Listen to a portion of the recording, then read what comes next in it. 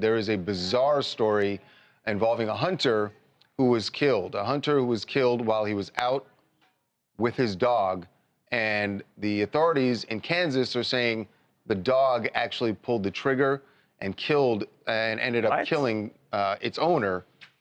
It is a strange, to say the least, obviously bizarre story.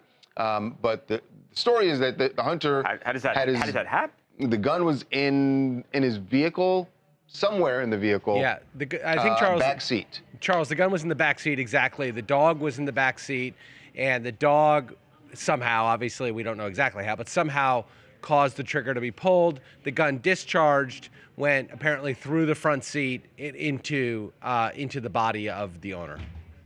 It is so strange. What was really strange, Jason, when I first saw this, it reminded me, this happened a couple of months ago, but we had to look it up. It happened in Turkey.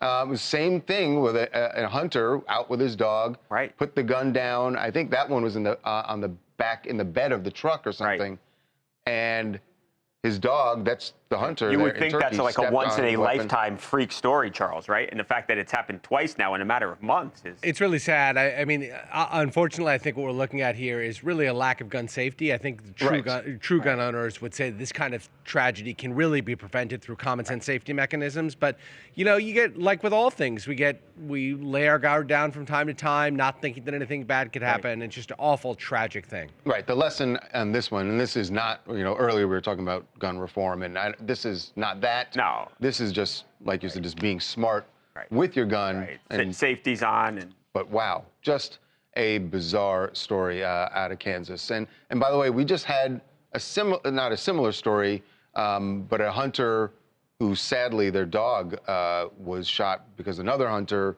mistook it for, that was just a couple weeks ago. Yeah. Mistook it for a wolf. Yeah. You know.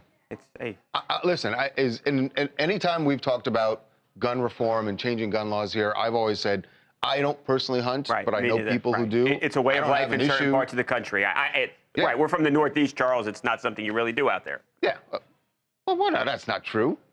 I mean... People don't hunt in the Northeast? No. What are you talking about? Where are you going? Where are you going? Where are you going? What are you talking about? Hot take Babcock. What are you talking about? Where do you hunt in the Bronx? Well, not in the Bronx. New York City is not the Northeast. Hey, we're going hunting at the Fulton Fish Market. New York, Massachusetts, Vermont, Connecticut. We go to the beach and fish pump. Even in Jersey, there are lots of places where you hunt. Yeah, what big cities are they hunting in, Babcock? This is what a weird take.